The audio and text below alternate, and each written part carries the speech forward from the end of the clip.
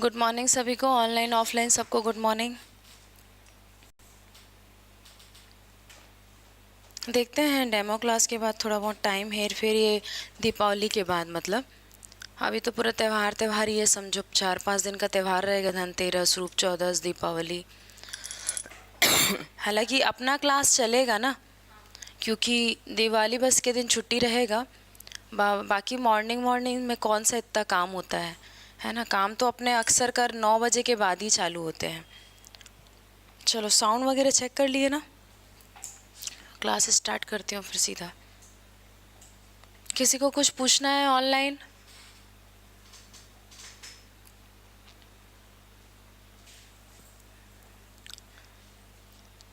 पहले लूना चलती थी, आजकल लूना दिखती नहीं है। लूना हाँ मतलब लूना कम रेंज की गाड़ी होने के बाद भी ना उसमें एक्सीलेटर में आवाज़ आती थी, है ना। और हाँ ज़्यादा ही आवाज़ आता था उसमें, मतलब समझ आ जाता था बुलेट के, छोटा बुलेट बोलना चाहिए उसको। तो अभी नहीं रहेगा नेहा छुट्टी, है ना। अभी तो पढ़ेंगे अपन। छुट्टी तब रहेगा जब मेन जिस दिन त्यौहार है उस दिन, ठीक है। या जैसे संस्थान में देंगे उस हिसाब से हो सकता है। गोवर्धन वगैरह के दिन सब गांव में जाते हैं, मातर तो सब लोग जानते होंगे, तो देखेंगे।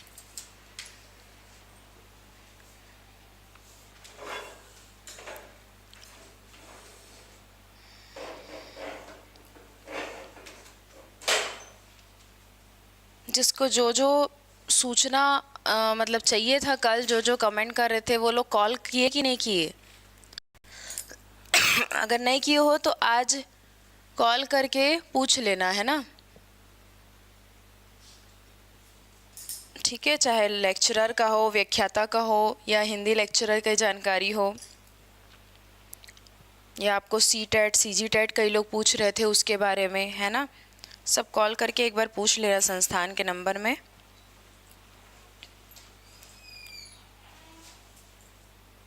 कैसा मनाते हो दीपावली आप लोग?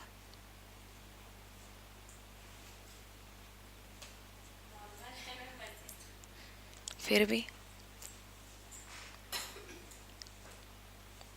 सफाई करते हो घर की? दीपावली ना आए तो घर साफ ना हो। हाँ, क्यों मनाई जाती दीपावली पता है?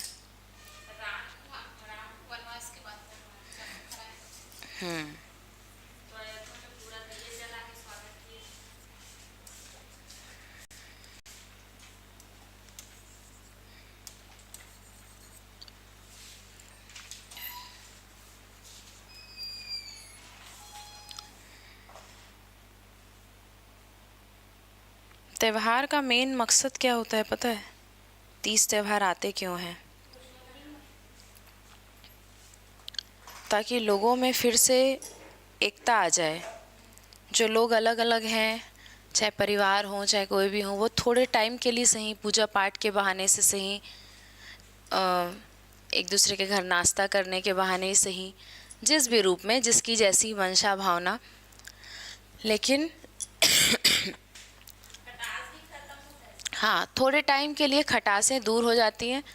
और कई बार वो थोड़े टाइम तक के लिए ही दूर होती, वापस से फिर वो वैसी हो जाती है ना। क्योंकि मानव है, मानव का ये मतलब स्वभाव है कि वो कभी नहीं बदल सकता। मानव का क्या, प्रकृति की हर चीज़ का स्वभाव है कि वो कभी नहीं बदल सकती, ठीक है।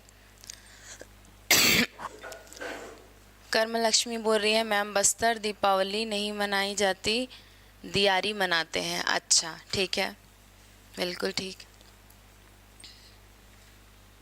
चलो, त्यौहार ऐसा होना चाहिए कि आप भी खुश रहो और आपसे जुड़े लोग भी अगर खुश नहीं रह रहे हैं तो कम से कम आपके तरफ से दुखी ना रहें।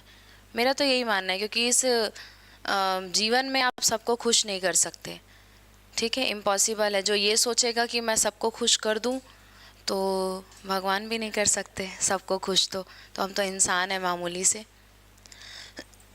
खुश रहो और खुश रहने दो, खुश रहो और खुश रखो, मैं नहीं बोल सकती, खुश रहने दो, वो जैसे चाहे हैं वैसे खुश रहने दो।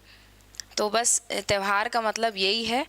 और आपके आस पड़ोस में कोई अगर ऐसा दिखता है कि आप त्यौहार मना रहे हो, वो नहीं मना पा रहा है, तो डेफिनेटली अगर आप मना रहे हो तो आप सक्षम हो, आप उनकी किसी चीज़ में हेल्प कर सकते हो, कुछ इस तरीके से। दियारी क्या होता है, ओमिन पूछ रहे हैं। कितने लोगों को नहीं पता है दियारी क्या होता है? आपको पता है?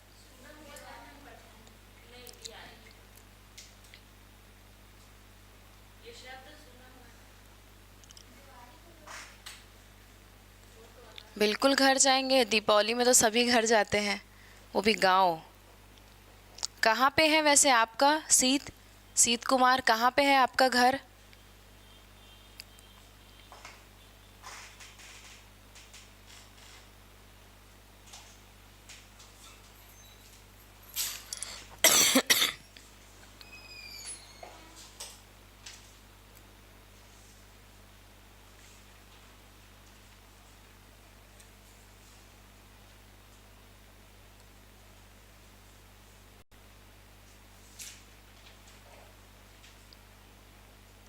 चलो अगर पूछे हैं तो उनका क्वारी शांत कर देते हैं। दियारी आदिवासियों का लोकल त्यौहार है। सिवरी नारायण में है आपका गांव? वाह, बहुत अच्छी जगह है, नारायण का स्थान है वो तो। Very good. धान कटाई के बाद अक्सर करना, मतलब धान कटाई के बाद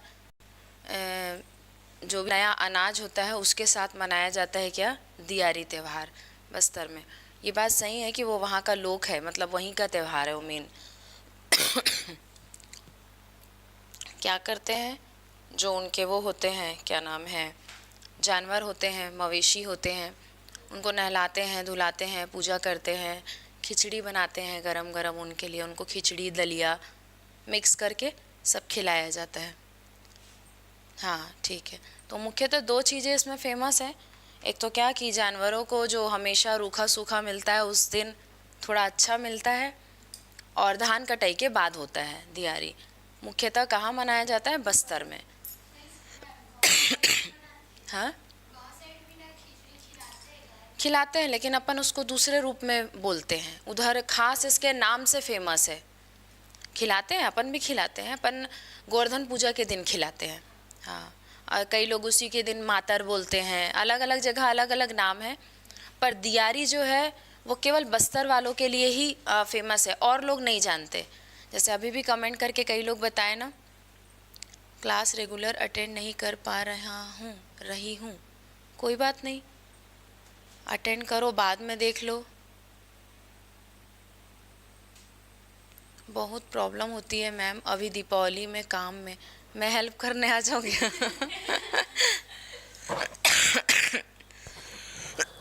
दियारी गांव में मनाते हैं, अलग अलग दिन मनाते हैं, कोई लोग कई दिन मनाते हैं, कोई लोग कई दिन मनाते हैं। दियारी शब्द जो फेमस है वो कहाँ से है, बस्तर से है। ठीक है, चलो शुरू करते हैं क्लास। यामिनी बोल रही हमारा तो पूरा दिन काम में निकल जाता है मैम, हाउस वाइफ है ना इसलिए। चलो जल्दी से आप जॉब वाले हो जाओ तो भी आपका पूरा दिन काम में ही जाएगा। ऐसा कुछ नहीं है कि हाउस वाइफ रहने से काम में जाता है दिन, आप जॉब वाले होगे तो भी काम में ही जाएगा। पुरुष वर्ग का भी पूरा दिन काम में ही जाता है। ठीक है, देखो सब जगह अलग अलग बटा हुआ है। बहुत लोगों की मानसिकता है कि घर पे काम करते करते हर चीज़ थोड़ा टफ होता है, लेकिन हाँ ये तो है, मैं ये मानती हूँ 70% अगर मैं तुलना करूँ तो महिलाओं का वर्क थोड़ा सा कठिन होता है। ठीक है, मैं खुद भी महिला हूँ तो मैं इस चीज़ को समझती हूँ। बच्चे, परिवार और खुद की जॉब, खुद की पढ़ाई है ना, खुद का करियर, सबको साथ लेके चलना आसान नहीं होता। इसमें से कहीं ना कहीं एक चीज़ पीछे छूट जाती है, या तो परिवार छूट जाता है, या बच्चे छूट जाते हैं, या तो करियर छूट जाता है। छूट जाने का मतलब कमी रह जाती है। ठीक है, करते हैं कोशिशें, बाकी असंभव कुछ नहीं है। यहाँ पर तो इतनी वीरांगनाएं हुई है, रानी लक्ष्मीबाई जैसी, अपने छोटे से बच्चे को लेकर युद्ध के मैदान में उतर गई। तो आपका बच्चा तो घर पे ही है, कौन सा युद्ध लड़ने जा रहे हो? जो युद्ध लड़ना है वो मानसिक युद्ध है, खुद को पेशेंस में रख के कैसे भी करके चीज़ों को करना। मेरा शेड्यूल के बारे में अगर मैं कभी डिस्कस करूँगी आप लोगों से ना, तो आप लोग ऐसे थोड़ी देर के लिए ना सर को निकाल के रख दोगे बगल में सुन के, ठीक है। हालांकि मैं डिस्कस नहीं करूँगी क्योंकि सबकी अलग अपनी अपनी रणनीति होती है, सबका अपना अपना स्ट्रेटजी होता है, करने का तरीका होता है। पर एक चीज़ ये ध्यान रखना, बहुत लोगों को ऐसा लगता है कि हाउस वाइफ हैं इसलिए कुछ नहीं कर सकते, ऐसा नहीं है। बस उसके लिए ये लाइन मैंने बोला, हर किसी के लाइफ में प्रॉब्लम्स है, लाइफ है तब तक, जब तक लाइफ है तब तक प्रॉब्लम्स रहेंगी। मतलब life is equal to problem, बस ये कभी ख़त्म नहीं होगा, ठीक है। क्या ख़त्म नहीं होगा? Life is equal to problem. इन दोनों के बीच से क्या निकलता है? एडजस्टमेंट। आप कैसा समायोजन करते हैं? आपका समायोजन जितना अच्छा होगा, लाइफ उतनी ही अच्छी होगी। आपका समायोजन थोड़ा सा भी गड़बड़ाया तो प्रॉब्लम फेस करोगे। मतलब ऐसा लगेगा कि ख़त्म ही नहीं हो रही है, फिर आ गई, फिर ख़त्म नहीं हो रही, फिर आ गई। ये हार्ट शेप बना है, मतलब लाइफ हैप्पी हो गई। तो बहुत सिंपल सी चीज़ है, चीज़ों को ज़्यादा सर पे मत बैठाओ। कोई भी प्रॉब्लम हो, है तो है, आज नहीं तो कल सुलझेगी, ठीक है। राशन ख़त्म होता है घर पे। किसी एक ने मेरे से क्वेश्चन किया था, पहले इस बात को कंप्लीट करती हूँ। राशन ख़त्म होता है घर पे अपने, चावल, गेहूँ, आटा, क्या करते हैं हम? पैसा नहीं है, अभी पैसा नहीं है, नहीं ला सकते, क्या करते हैं? एडजस्टमेंट करते हैं क्योंकि हमको पता है। ऐसा थोड़ी ना करते हैं कि बैठ के रोने लग जाते हैं, यार चावल ख़त्म हो गया, गेहूँ ख़त्म हो गया। नहीं, कुछ और बना लेते हैं, 2 मिनट वाला मैगी बना के खा लेते हैं, ठीक है। कई बार 2-2, 3-3 टाइम खा लेते हैं, अगले दिन आ जाता है सामान। तो एडजस्टमेंट में आप कितना खुश हैं वो इम्पॉर्टेंट है। एडजस्टमेंट करते टाइम अगर आप दुखी हैं तो वही प्रॉब्लम है, बस, और कुछ नहीं है। बाकी सारी चीज़ें काल्पनिक है, ठीक है। कुल मिला के ये क्या बन गया? अगर आप इसको ऐसे करके देखोगे तो आइसक्रीम है। क्या है? आइसक्रीम है। समझिएगा, साइकोलॉजी की पढ़ाई है, फ्री में बता रही हूँ, ठीक है। आप इसको ऐसे करेंगे तो ये आइसक्रीम है। ज़िंदगी धीरे धीरे पिघल रही है, ठीक है। जितना ये जो क्रीमी फेस है, जो ऊपरी का हिस्सा है मिठास भरा, वो कुछ समय तक है। जहाँ पर वो ख़त्म हो गया वहाँ से आपका बुढ़ापा चालू, ठीक है। तो फिर आप कोई भी चीज़ एंजॉय नहीं कर पाओगे। तो इस फेज़ को एंजॉय करने के लिए सारी प्रॉब्लम्स को साइड रखना पड़ेगा, यानी कि कोन को आपको साइड रखना पड़ेगा, तब आप आइसक्रीम को एंजॉय कर पाओगे। अब कुछ लोग डिफरेंट होते हैं, बचपन में हम लोग ने किया होगा, कोन को पहले खाते हैं नीचे से। कितने लोग खाए मुझे नहीं पता, मैं तो खाई हूँ, ठीक है। कोन में ऐसे भर के देते हैं ना आइसक्रीम। मेरे लाइफ की सबसे अच्छी थ्योरी है ये, जो मैं आज पहली बार बता रही हूँ आप लोगों को। नीचे से तोड़ के पूरा उसको खींच लेना, ठीक है। तो मैं सोचती थी कि मैं ऐसा क्यों करती थी। बहुत लोग करते थे एन्जॉयमेंट के लिए, पर एक्चुअली में एक तरीके से क्या है पता है, कि आप प्रॉब्लम को तोड़ दो, उसको आगे मत जाने दो, स्टॉप कर दो, और यहाँ से लाइफ के पूरे मज़े लो, ठीक है। तो ये थ्योरी मेरी है ना। तो इस तरीके से अगर लाइफ को देखोगे तो लाइफ बहुत ईजियर लगेगी। और मैं ये तो नहीं बोलती कि मेरी बातों से किसी की लाइफ की प्रॉब्लम कम हो जाएगी या मेरे लाइफ की प्रॉब्लम कम हो जाएगी, पर जीने का थोड़ा बहुत तरीका अगर बदलता है, सोचने का बदलता है, तो डेफिनेटली बदलना चाहिए, ठीक है। देखो सब ने खाए हैं, अरे बाप रे।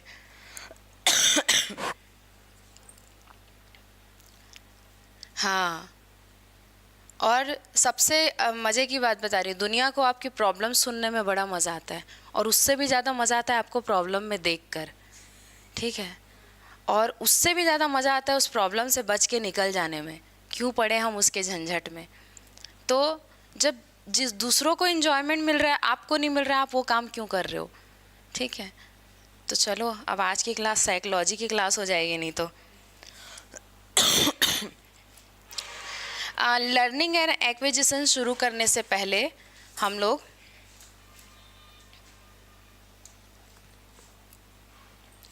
एक छोटी सी चीज़ कल रह गई थी, उसको मैं बता देती हूँ।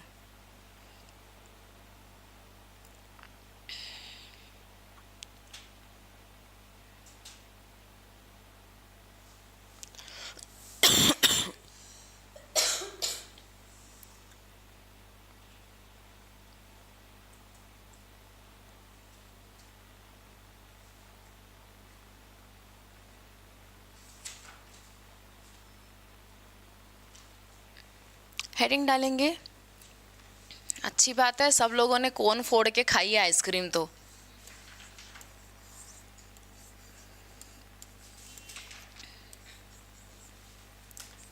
हाँ, एक बात बताते बताते रह गई। एक बार मेरे किसी ने परिचित ने पूछा था कि मैं भगवत गीता बिस्तर में बैठ के पढ़ सकता हूँ क्या? ठीक है, तो मैंने कहा भाई क्यों पढ़ना है बिस्तर में बैठ के? तो वो बोले कि बस ऐसे ही पूछ रहा हूँ कि भगवत गीता बिस्तर में बैठ के पढ़ सकते हैं क्या? तो मैंने बोला क्या आप पढ़ सकते हैं जब आप सारे काम बिस्तर पे करते हो, तब आप कर सकते हैं। पर अगर आपके पैर हाथ सलामत हैं, आप हर चीज़ों के लिए उठ के जा रहे हैं, पानी पीने के लिए जा रहे हैं, खाना खाने के लिए जा रहे हैं, खेलने के लिए जा रहे हैं, दोस्तों से मिलने बाहर जा रहे हैं, मोबाइल चलाने चार्जिंग में लगाने जा रहे हैं, तो फिर धार्मिक चीज़ों पर आते ही आपका दिमाग इतना विपरीत क्यों जाता है? तो अगर धर्म ग्रंथ आपके हाथ में है और आप उसको ज़मीन में बैठ के पढ़ते हो, तो इससे आप छोटे तो नहीं हो जाओगे। आप उस धार्मिक ग्रंथ का क्या कर रहे हो? आदर कर रहे हो। चीज़ें उन चीज़ों के लिए बनी हैं जो समस्यात्मक हैं, यानी कि जो बिस्तर से उठ नहीं सकते, जो अस्वस्थ हैं, जिनको प्रॉब्लम है, वो लोगों के लिए कुछ चीज़ें चेंज हुई हैं कि हाँ भाई, नहीं लगता, भगवान सब जानते हैं, आप बिस्तर में बैठ के पढ़ सकते हो। स्वस्थ लोगों के लिए नहीं है ये चीज़ें। तो आप लोगों को भी बता रही हूँ, हम लोग का दिमाग बड़ा विचित्र है, क्वेश्चन पे क्वेश्चन करता है। ठीक है कि भाई किसी भी रूप में भगवान को पूजो, हम पूज तो रहे हैं ना, ऐसा तो फिर किसी भी रूप में खा लो और किसी भी रूप में रह लो। अगर ऐसा है, नियम है, तो नियम सबके लिए और सब जगहों पे एक जैसा होना चाहिए। नहीं, आप निकलोगे तो बढ़िया अच्छे वस्त्र पहन के निकलोगे, टिप टॉप चश्मा वश्मा लगा के, चाबी वाबी पकड़ के। ठीक है, आप ऐसा थोड़ी ना सो उठ के निकल जाते हो। एक बार निकलोगे, दो बार निकलोगे, पूरे दिन भर सो उठ के तो नहीं निकल सकते ना घर से बाहर। तो किसी ने पूछा था तो ये बात मेरे को याद आई। तो चीज़ें, परिस्थितियाँ जो होती हैं वो हमारे ही उपज होती है, हम अपने हिसाब से करते हैं। अगर आप सक्षम हैं, अगर आप बैठ सकते हैं, तो आप ज़मीन में बैठ के ही धर्म ग्रंथ का प्रयोग करें, क्योंकि हर चीज़ का अपना एक आदर होता है। जैसे माता पिता होते हैं, माता पिता अगर हम 18-19 साल के हो जाते हैं तो हमको माता पिता गोदी नहीं पाते हैं, नहीं पाते। पर अगर वही 18 साल का बच्चा अपंग है, अपाहिज है, तो माता पिता गोदी पाते हैं। तो ये फ़र्क है, नज़रों का फ़र्क है, ठीक है, भावनाओं का फ़र्क है, सोचने का फ़र्क है। तो बहुत लोगों की सोच इतनी अजीब होती है कि उनको ऐसा लगता है कि वो अपने अनुसार किसी भी चीज़ों को तोड़ मरोड़ सकते हैं। पर तोड़ने और मरोड़ने से पहले आप उसके तथ्य तक पहुँचिए। ठीक है, राधे राधे, गुड मॉर्निंग सबको। चलो शुरू करते हैं। English as a second language. हालांकि कल इसके बारे में हम लोग पढ़ चुके हैं थोड़ा सा। किरण है क्या? एक बार देखो तो, थोड़ा सा पानी अच्छा ये है यार पानी, लेकिन गर्म नहीं होगा ये। हाँ, खांसी ज़्यादा चलेगा ना। पहला,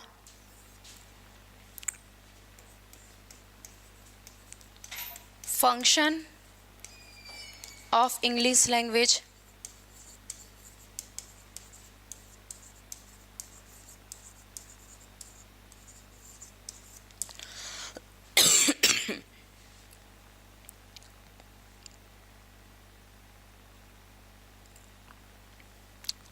अब इसके अंतर्गत हम लिखते जाएंगे पहला या ए, इसको फर्स्ट हटा देते हैं, इसको अपन हैशटैग जैसा लगाते हैं वैसे ही करते हैं।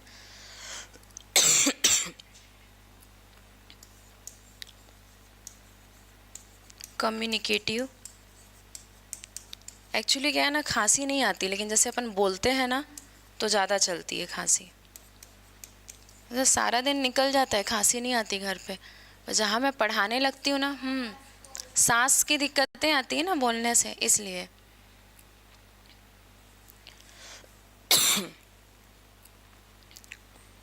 कम्युनिकेशन फंक्शन बी, कल मैं क्वेश्चन निकाल रही थी ना, तभी कुछ क्वेश्चंस सामने पड़े तो इसको पढ़ाना मुझे ज़रूरी लगा। रेगुलेटरी फंक्शन, कोई नहीं, आ जाएंगे थोड़ी देर में, आप क्लास अटेंड कर लो। Instrumental, instrumental function,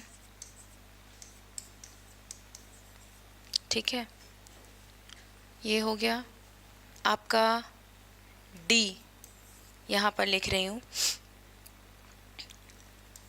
occupational, occupational मतलब क्या होता है, खैर अभी मैं सब बताऊंगी। ऑक्यूपेशनल फंक्शन एक बार का मैं लिख लूँ फिर समझाती हूँ। क्रिएटिव फंक्शन,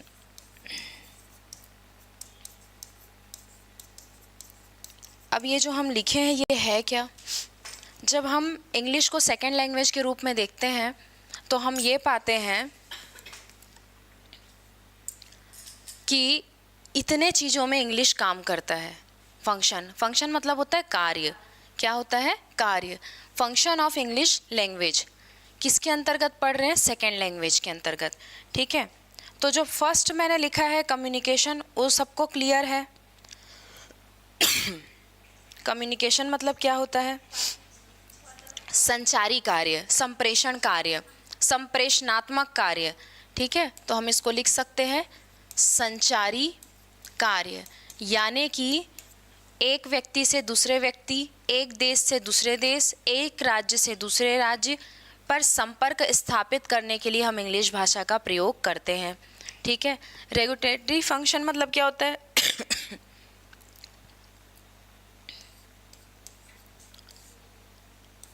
विनियामक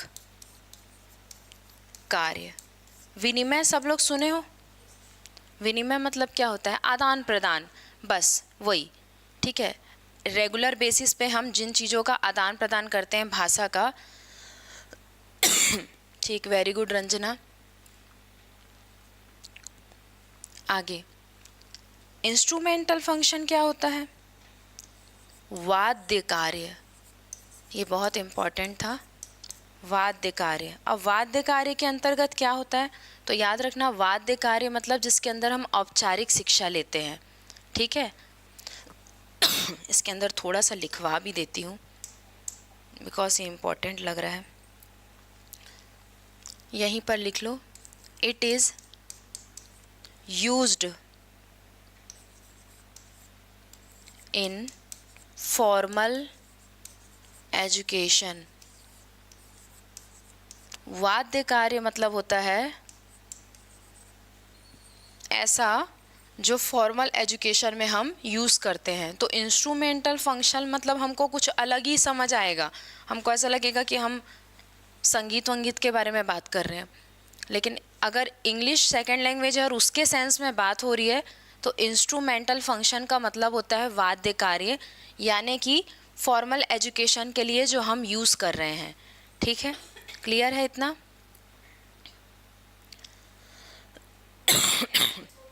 हाँ,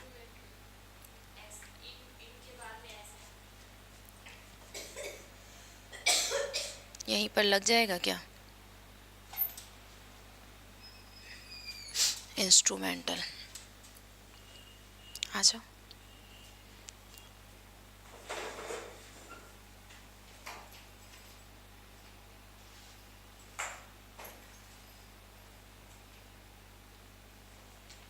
अच्छा, ये विनिमयक कार्य में क्या आएगा, कल मैं बता चुकी हूँ, कोर्ट, एडमिनिस्ट्रेशन, लॉ के सारे कार्य इसमें आते हैं। इसको रेगुलेटरी बोलते हैं। ठीक है, चाहो तो आप लिख सकते हो फिर से। ठीक है, चाहो तो आप लिख सकते हो। क्या क्या मैंने बताया था? एडमिनिस्ट्रेशन बताया था,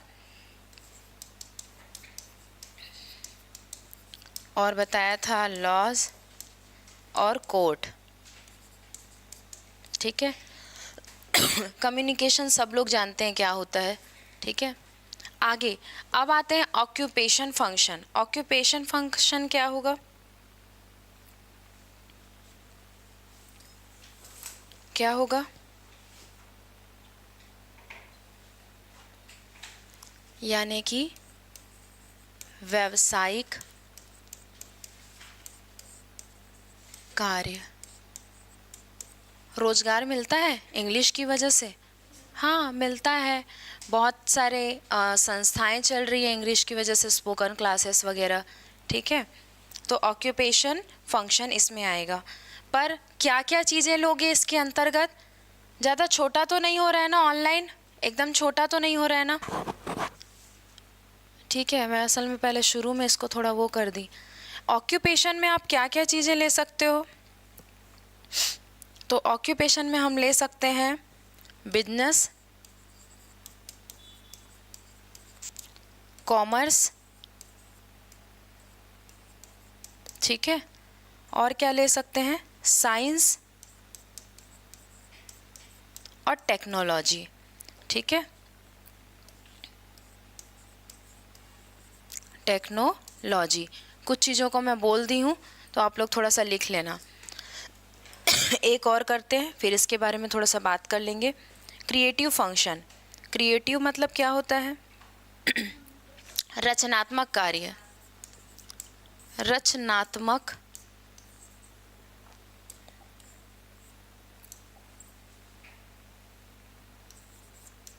कार्य। क्या क्या चीज़ें आ जाएंगी रचनात्मक कार्य के अंतर्गत? लिटरेचर, पॉलिटिकल, जितना भी हम रचनात्मक क्रिएटिविटी करते हैं वो सारी चीज़ें आएंगी। ठीक है, चाहो तो लिख सकते हो लिटरेचर। ठीक है, आईटी सेक्टर में ऑक्यूपेशन इन इंग्लिश। ठीक है, बिल्कुल। हाँ, थोड़ा बहुत ना कुछ कुछ चीज़ों को सुन के लिख लिया करो, है ना। जैसे बोर्ड छोटा पड़ता है ना, फिर पेज चेंज करो तो मज़ा नहीं आता, ये एक डायग्राम बनता है जैसा। ठीक है, अभी देखो, सबसे पहले कम्युनिकेशन की बात हो रही है। क्वेश्चन कैसे आएगा समझना। यहाँ से क्वेश्चन आया है, फंक्शन से ना, समझा रही हूँ। आपको पूछेगा एडमिनिस्ट्रेशन, कम्युनिकेशन इजी है, आप लोग समझ जाओगे। 1% टू अदर पर्सन जो भी अपनी बातचीत आप पहुँचा रहे हो तो उसमें कौन सा स्किल है, तो कम्युनिकेशन स्किल है, आप पहचान जाओगे। पर रेगुलेटरी फंक्शन अगर बोलता, मतलब एडमिनिस्ट्रेशन, लॉज और कोर्ट में कौन सा फंक्शन वर्क करेगा, तो आपको नहीं पता था कल तक, अब पता चल गया है। क्या है? रेगुलेटरी फंक्शन, जिसको हिंदी में क्या बोलते हैं? विनिमायक कार्य, मतलब कि विनिमय, आदान प्रदान। ठीक है, उसके बाद अच्छा, कम्युनिकेशन मतलब भी तो आदान प्रदान होता है, लेकिन ये औपचारिक तौर पे होता है। कोर्ट में, लॉज में, एडमिनिस्ट्रेशन में आप किसी भी तरीके से जाके बात नहीं करते हो। उसका एक तरीका है, एप्लीकेशन लिखने का एक तरीका है, प्रेजेंटेशन का एक तरीका है, इसलिए इसको क्या बोला गया है? विनियामक कार्य। ठीक है, इंस्ट्रूमेंटल फंक्शन के बारे में भी मैं आपको बता देती हूँ।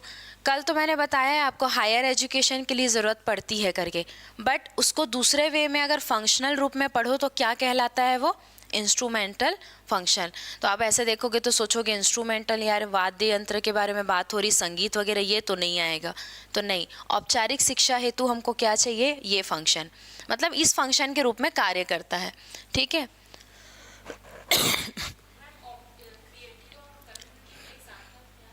कौन सा वाले? इसमें ये लिटरेचर, साहित्य, हिंदी साहित्य पढ़ते हैं ना, वैसे ही अंग्रेजी का भी साहित्य होता है।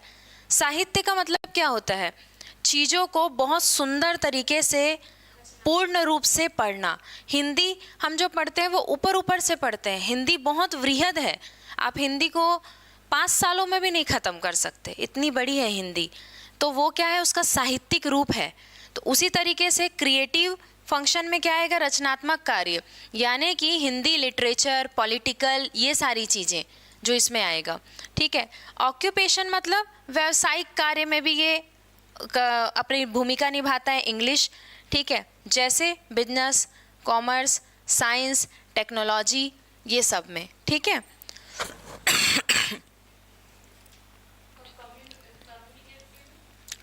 One person to other person, बस बात करने के लिए, हाँ, माध्यम है, वन पर्सन टू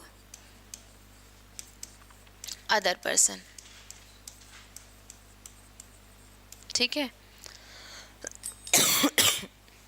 क्या पहुंचाएगा, कल बता चुकी हूँ, थॉट्स, आइडियाज, फीलिंग्स, ये सब आएगा यहाँ पे ना, ठीक है।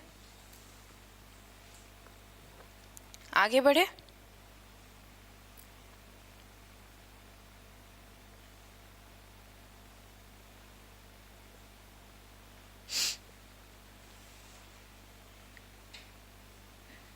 चलिए एक हेडिंग और डालेंगे, उसके बाद अपन चालू करेंगे। भले आज अपन एक्विजिशन ही बस करेंगे, लर्निंग कल कर लेंगे, ठीक है। एक हेडिंग इसलिए क्योंकि बहुत ज़रूरी चीज़ है, इसको छोड़ नहीं सकते हम।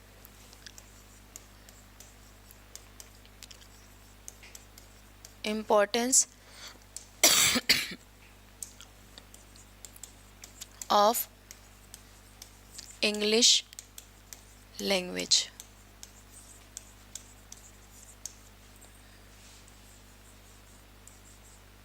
तो कल इसके बारे में कुछ चीज़ें पढ़े थे, आज थोड़ा डीप में पढ़ेंगे।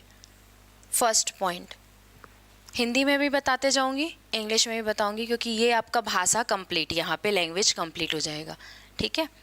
फर्स्ट लाइन जो मैं लिख रही हूँ, इट सर्व, सर्व्स करो, एज अ, कलर को चेंज करने दो पहले, मिक्स हो जाता है, लिंक लैंग्वेज। एक एक पॉइंट आपका इम्पॉर्टेंट रहेगा। लैंग्वेज, जहाँ जहाँ मैं येलो से लिख रही हूँ उस पॉइंट पे फोकस करेंगे, यानी कि इंग्लिश को किस रूप में देखा जाता है, लिंक लैंग्वेज। अगर क्वेश्चन आया है, एक दो बार भी आ चुका है लिंक लैंग्वेज, तो इंग्लिश है, ठीक है। लिंक मतलब सब समझते हो ना, जोड़ने वाला, ठीक है। तो इट सर्व्स, सर्व्स मतलब होता है सर्विस देना, ठीक है। It serves as a instrumental function, समझ नहीं आ रहा है मैम, इंस्ट्रूमेंटल फंक्शन कुछ है नहीं। जैसे मैं आप लोगों को बताई हूँ कि इंग्लिश में बहुत सारी चीज़ों, बहुत सारे लेटर साइलेंट होते हैं। अब उसके पीछे का कारण हम नहीं जान सकते, क्योंकि वो उसका बनावट है, वैसा चला आ रहा है, वो संरचनात्मक स्ट्रक्चर है उसका। उसी तरीके से कुछ शब्दों की अलग अलग अर्थ होते हैं। इंस्ट्रूमेंटल बताने का, ये मेन में इंस्ट्रूमेंटल के कारण ही बताई थी, और ये रेगुलेटरी के कारण, बाकी ये तो मेरे ख्याल से आप लोग फिर भी समझ जाते।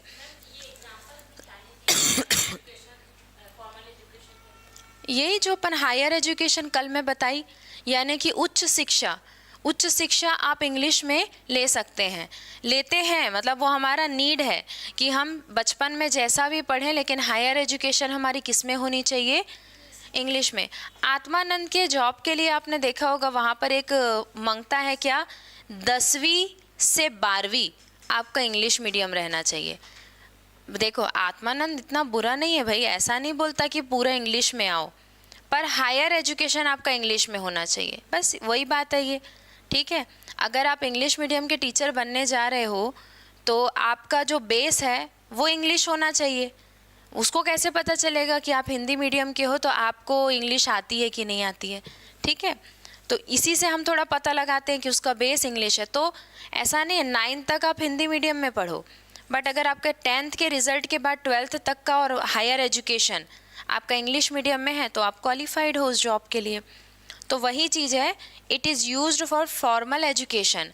हम 9th तक की जो शिक्षा लेते हैं भाई, 1ली से 8वीं तक तो ऐसे ही पास कर देते हैं, करते हैं कि नहीं, तो वो कहाँ से फॉर्मल एजुकेशन हुआ, ठीक है। तो कल जो मैंने एक आप लोग को लिखाया था हायर एजुकेशन वाला पॉइंट, वो यही पॉइंट है, इंस्ट्रूमेंटल, ठीक है। तो इंस्ट्रूमेंटल का मतलब ये नहीं होता संगीत वाला हमेशा, यहाँ पे इंस्ट्रूमेंटल फंक्शन की बात हो रही है, फंक्शन लग गया, दिमाग चलाना चालू कर देना। एक ऐसा स्ट्रक्चर जहाँ से आपको इंग्लिश हायर एजुकेशन में सिखाई जाती है, ठीक है। क्लियर है? कौन पूछा था? आभा, क्लियर है? प्रीति, आभा, फिर मैं आगे बढ़ूंगी, एक बार ओके करो। इसके बाद वाला यहाँ से ये दो रेगुलेटरी और इंस्ट्रूमेंटल, और इसके बाद वाले एक एक पॉइंट में जहाँ जहाँ मैं येलो से लिखूंगी वो सारे से 4 बार क्वेश्चन आ चुका है, ठीक है। इसलिए आज इस पॉइंट को फिर से उठाई हूँ। बढ़ूँ आगे? ठीक है, चलो। It serves as a link language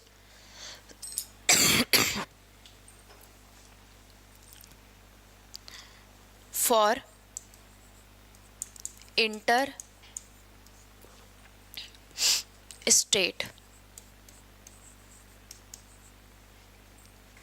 or international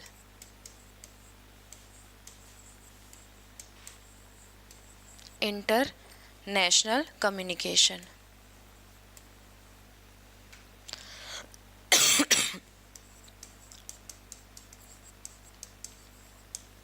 क्या समझ आया?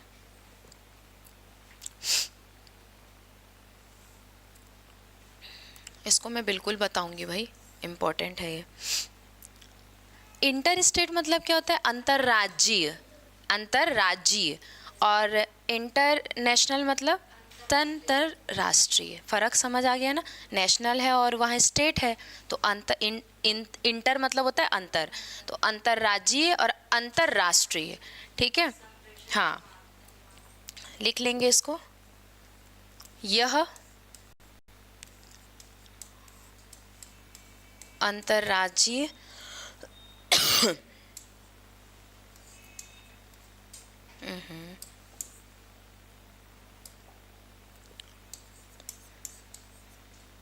और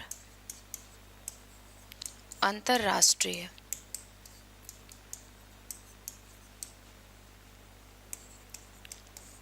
संचार के लिए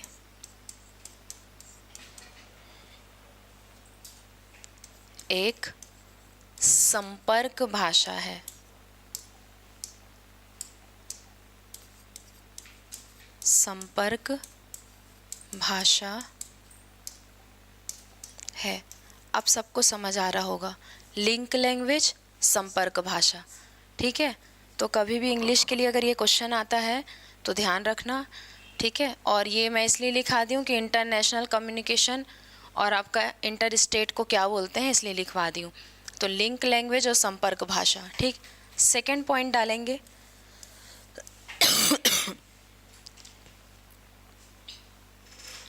कल बता चुकी हूँ, एक बार और बता देती हूँ। It is a global language.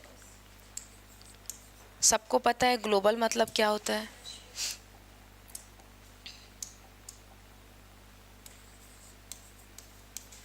Global language, ठीक है, यानी कि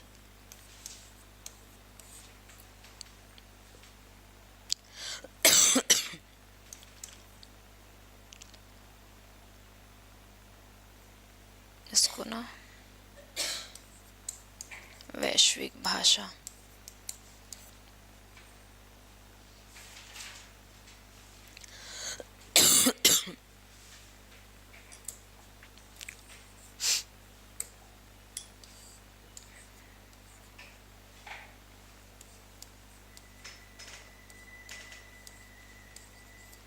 ऐसे लिखो, वैश्विक भाषा। क्लियर है? ग्लोबल लैंग्वेज, ठीक है। थर्ड पॉइंट डालेंगे,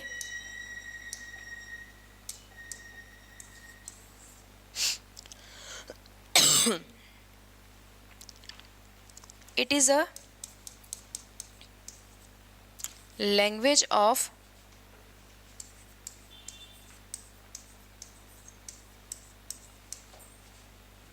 प्रेस्टीज। प्रेस्टीज कुकर, प्रेस्टीज मतलब क्या होता है?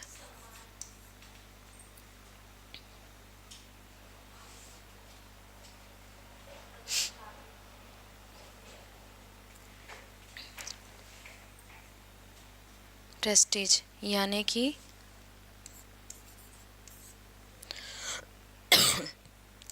प्रतिष्ठा की भाषा। जिनको इंग्लिश आती है ना, उनको बहुत वो माना जाता है, सभ्य, एकदम प्रतिष्ठित व्यक्ति। सब उनके मुंह को देखते हैं, अरे वाह वाह कैसे बोल देता है ये, चटर पटर इतना सारा। ठीक है,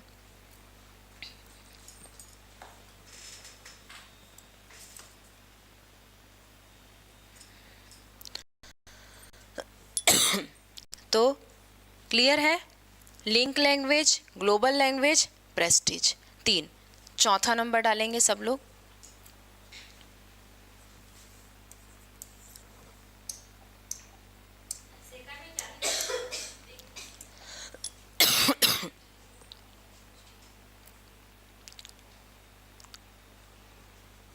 हो गया। नेक्स्ट देखेंगे 4th number. It is a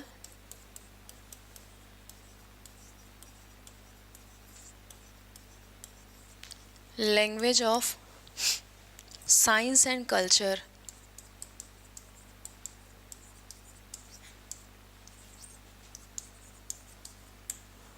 यानी कि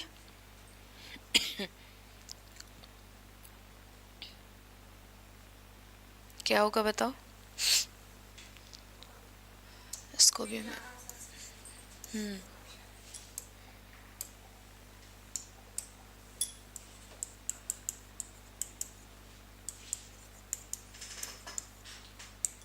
ठीक है, यानी कि विज्ञान और संस्कृति की भाषा। ठीक है, विज्ञान और संस्कृति की भाषा है, हाँ है। आप साइंस पढ़ लो, जितने भी साइंस में एक्सपेरिमेंट होते हैं या चीज़ें होती हैं उसके लिए इंग्लिश की ज़रूरत होती है। हर एक चीज़ का आपका हिंदी नाम नहीं है, कुछ चीज़ों का आपका इंग्लिश में ही पढ़ना पड़ता है, उसको आप हिंदी में लिखते ज़रूर हो। ठीक है, नेक्स्ट 5वां नंबर। हम वैसे पढ़ क्या रहे हैं? इम्पोर्टेंस। पहले फंक्शन देखे, फिर क्या देख रहे हैं? इम्पोर्टेंस। ठीक है, it is used in social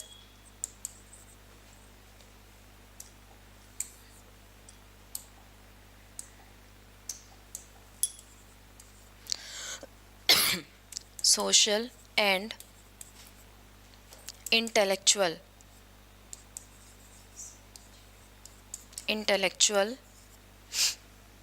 communication।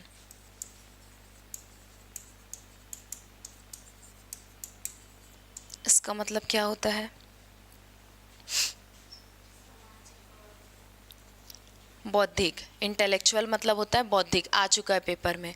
ठीक है, सामाजिक व बौद्धिक। ठीक है, हाँ, बौद्धिक संचार। कम्युनिकेशन मतलब संचार, संप्रेषण। ठीक है, नेक्स्ट नंबर डालेंगे, 6वां नंबर। इंटेलेक्चुअल आ चुका है आपका, इससे पहले वाला आ चुका है ये वाला। ग्लोबल आपका लिंक लैंग्वेज आ चुका है। प्रेस्टीज नहीं आया अभी तक, साइंस एंड कल्चर नहीं आया है। ठीक है, लेकिन ऐसा नहीं है कि आएगा नहीं।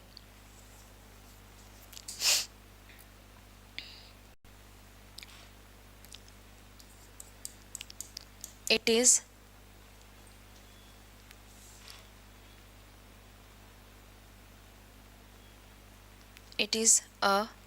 नहीं, इट इज, हाँ एक साथ लिखवा देती हूँ, लैंग्वेज ऑफ, सबको लिखवा रही हूँ यहीं पर, international trade,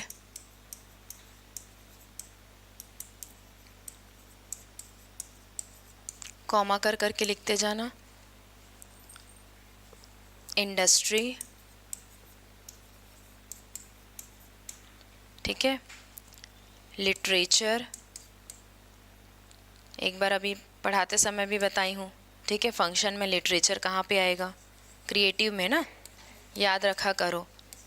and library, library. अब इसका हिंदी नाम लिख लेते हैं एक बार, इसी में ही रहने दो। क्या क्या होगा, मतलब इंटरनेशनल, मतलब सबको पता चल चुका है ना, यहीं से बता दूं क्या, अंतर्राष्ट्रीय व्यापार, ट्रेड मतलब क्या होता है, व्यापार। इंडस्ट्री मतलब क्या होता है,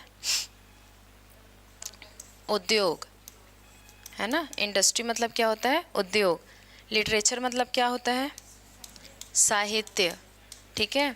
और आपका लाइब्रेरी मतलब क्या होता है, पुस्तकालय।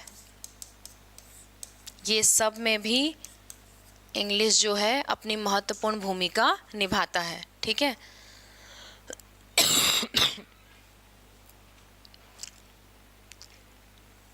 Thank you Rama. रामा आप कहाँ से हो, हाँ G20 मीटिंग, बिल्कुल ठीक है, बहुत बढ़िया ममता।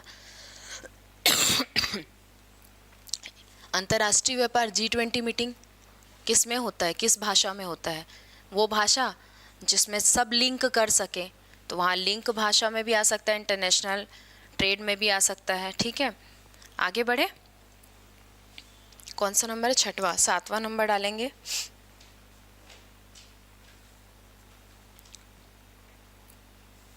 बस इतना ठीक है, बस। हायर एजुकेशन के बारे में मैं बता चुकी हूँ, कोर्ट, एडमिनिस्ट्रेशन, लॉ की भाषा है, ये भी बता चुकी हूँ, कल भी बताई हूँ, आज भी बता दी हूँ, ठीक है। तो यहाँ पे अपना लैंग्वेज ख़त्म होता है, मतलब इंग्लिश लैंग्वेज में हमने क्या पढ़ा, क्या क्या पढ़ा, आज तीसरा दिन था, पहले दिन हमने क्या पढ़ा बताओ, 2 मिनट लगना चाहिए बताने में, छोटा सा फॉर्मेट रेडी रखा करो दिमाग में, आपको कैसे पता चलेगा, वो तो वही हो गया ना, आगे पार्ट पीछे सा पार्ट। हमने क्या क्या पढ़ा, हमने कितनी भाषाएं बोली जाती हैं, उन भाषाओं में 1600 भाषाएं मुख्यतः मानी गई, उन भाषाओं में कितने परिवार मुख्य हैं, 5 परिवार हैं, पांचों परिवार की भाषा इंडिया में बोली जाती है, हाँ बोली जाती है, पर हम किस पे फोकस करें, इंडो यूरोपियन पर, क्योंकि हमारी संवैधानिक 22 भाषाएं, ठीक है, किस पर बोली जाती है, इंडो यूरोपियन फैमिली के अंतर्गत बोली जाती है, ठीक है। फिर क्या पढ़ा हमने, ठीक है, फॉर्म्स देखे उसके, हमने देखा कि 3 फॉर्म होता है, 2 फॉर्म तो एकदम फेमस है, ओरल और रिटन, तीसरा साइन फॉर्म से 3 साल से क्वेश्चन आते हैं, इस साल भी आ सकता है। और मैंने आपको साइन फॉर्म बताया है, एनिमल्स की लैंग्वेज, छोटे बच्चे यानी जो बोल नहीं सकते उनकी लैंग्वेज साइन फॉर्म में शिफ्ट हो जाती है, ठीक है। और क्या पढ़ा हमने, ठीक है, हमने विशेषता पढ़ी, ठीक है, हमने क्या पढ़ा, विशेषता पढ़ा, और क्या पढ़ा हमने, फिर हमने 2005 एनसीएफ में कुछ प्रावधान पढ़े जो उसने बोला इंग्लिश के बारे में कि वो फॉरेन लैंग्वेज है, वैश्विक भाषा है, ठीक है, और भी 2-3 चीज़ें, लास्ट में हायर एजुकेशन का माध्यम भी है, ये भी बोल दिया, कम्युनिकेशन का माध्यम है। फिर हमने क्या पढ़ा, तीन भाषा का सूत्र पढ़ा, ठीक है, 3 भाषा का सूत्र पढ़ा हमने कि पहली भाषा हमारी क्या होती है, मातृभाषा, नेटिव लैंग्वेज, दूसरी भाषा क्या है हमारी, हिंदी, और तीसरी इंग्लिश। इसके बाद मैंने कुछ नहीं बताया, ठीक है, उसके बाद मैंने सीधा क्या बताया आपको, क्या बताया, डेवलपमेंट, डेवलपमेंट बताया, इंडिपेंडेंस के पहले, इंडिपेंडेंस के बाद। इंडिपेंडेंस के पहले क्या भूमिका थी इंग्लिश की, कि वो पूरी भाषाओं की क्या थी, रानी थी, क्वीन ऑफ लैंग्वेज। उसके बाद मैंने क्या बताया, ठीक है, वेरी गुड, और क्या बोला था, हाँ, किसने कोशिश की थी कि सारे फंड्स वगैरह जो हैं वो इंग्लिश एजुकेशन में लग जाए, किस व्यक्ति ने कोशिश की थी, ठीक है। हमने फिर बात करी मल्टीलिंग्विज्म के बारे में, बहुभाषिकता के बारे में बात करी, और क्या बात करी हमने, आफ्टर इंडिपेंडेंस क्या स्थिति हो गई उसकी, सेकेंड लैंग्वेज का 15 साल के लिए पहले प्रावधान हुआ, बाद में हमेशा के लिए उसको क्या घोषित कर दिया गया, सेकेंड लैंग्वेज, अभी तक के लिए। आगे चेंजेस होंगे वो नहीं पता, ठीक है। फिर हमने क्या पढ़ा, बताओ ऑनलाइन। फिर हमने मल्टीलिंग्विज्म के बारे में पढ़ा, ठीक है, कि वो क्या है वो रिसोर्स है, एसेट्स है। मैंने दोनों चीज़ें बताई हैं। रिसोर्स आप लोग ने सुना होगा संसाधन के रूप में, मगर एसेट्स के रूप में आपने नहीं सुना था, तो वो भी क्लियर हो गया। फिर हमने क्या पढ़ा,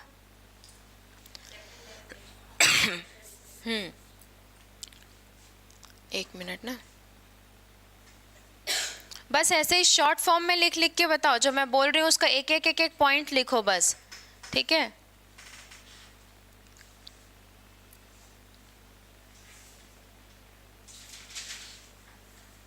ठीक, उसके बाद क्या पढ़े हम, आज क्या पढ़े, आज अपन चले जाते हैं, अपने पास पेज है, अरे ये लो। आज हम लोग पढ़े पहले आइसक्रीम के बारे में, ठीक है, खुल गया था तो बता ही देती हूँ, ठीक है। लाइफ के बारे में थोड़ी सी साइकोलॉजी। हमने आज देखा कि इंग्लिश लैंग्वेज कैसे काम करता है, कहाँ पे, इंडिया में, एजुकेशन सिस्टम में, व्यापार में, कम्युनिकेशन में, हर जगह। कितने फंक्शंस बताए मैंने, 5। पहला कम्युनिकेशन फंक्शन, जिसके अंतर्गत आप अपने thoughts, feelings, ideas one person to other person क्या करोगे, शेयर करोगे, ठीक है, संप्रेषण करोगे, कम्युनिकेट करोगे।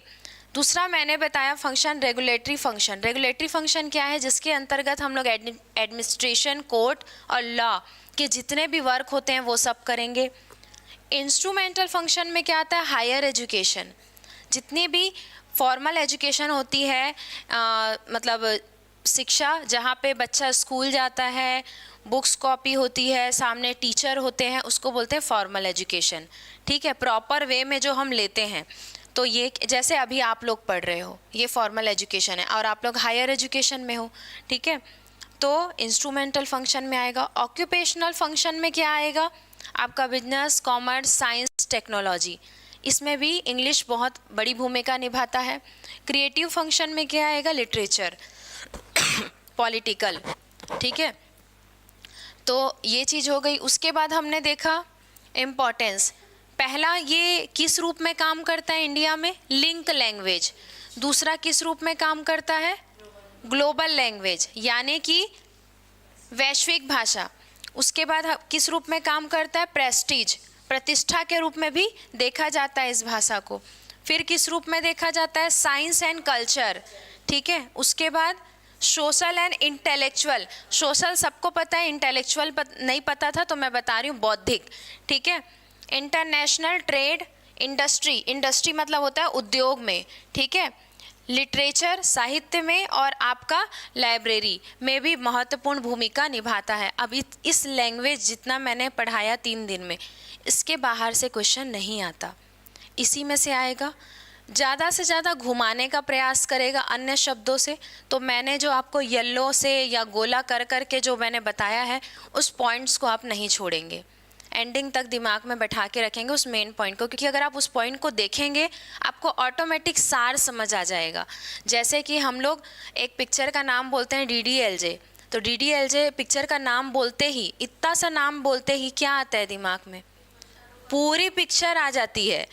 शाहरुख, काजोल, अमरीश पुरी, ठीक है, सिमरन, ट्रेन, सब याद आ जाता है। तो मैंने आपको कुछ वर्ड्स दिए हैं, उस वर्ड्स का आप यूज़ करें। ऐसा नहीं कि आप मेरी ही क्लास में, आप कहीं पर भी अगर टेस्ट सीरीज़ वगैरह सॉल्व कर रहे हैं, इसका बिल्कुल बखूबी यूज़ होगा, ठीक है। आज सरसों के खेत ठीक है, आज मैं लैंग्वेज और एक्विजिशन पढ़ाने वाली थी, लर्निंग, लेकिन ये पढ़ाना मेरे लिए बहुत ज़रूरी थे। कल जब मैं क्वेश्चन निकाली थी तो ये सारे पॉइंट्स आए थे, तो अगर मैं नहीं बताती तो आप लोग MCQ में लूज़ हो जाते वहाँ पे, तो ये पॉइंट्स क्लियर करना ज़रूरी था। अब हमारा कंप्लीट हो गया लैंग्वेज, अब कुछ नहीं छूटा। अब हम लोग क्या चालू करेंगे, अर्जन और अधिगम। अधिग्रहण किसे कहते हैं,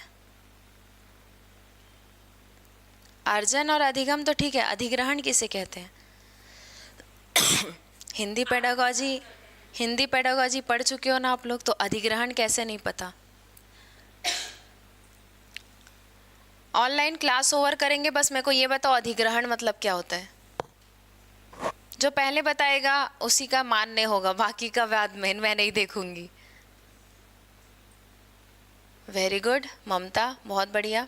अर्जन को ही बोलते हैं अधिग्रहण। अर्जन को ही क्या बोलते हैं? अधिग्रहण। सीटेट में जब बैठते हैं ना और हिंदी के क्वेश्चन सामने आते हैं तो आपको ऐसा लगेगा कि इतना शुद्ध हिंदी में तो नेहा मैम भी नहीं पढ़ाई है करके। हाँ, सिर्फ सीटेट का पर्टिकुलर नाम इसलिए ले रही हूँ कि एकदम तबाही हिंदी यूज़ होता है वहाँ पे। हाँ, हिंदी को ही टफ कर देता है। ठीक है, आपको ऐसे ऐसे शब्दों का प्रयोग करेगा कि आप हिंदी में ही बोलोगे यार हिंदी ही नहीं आती हमको तो करके। तो चीज़ों को जानना ज़रूरी है। अर्जन का मतलब ही क्या होता है? अधिग्रहण। ठीक है, और लर्निंग मतलब क्या होता है? अधिगम। और दोनों का मतलब सीखना ही होता है एक तरीके से, पर सीखने के तरीके अलग अलग होते हैं। ठीक है, एक अनौपचारिक होता है और एक औपचारिक होता है। कल पढ़ेंगे उसके बारे में। ठीक है, चलो क्लास ओवर करते हैं, ध्यान रखिए तब तक के लिए।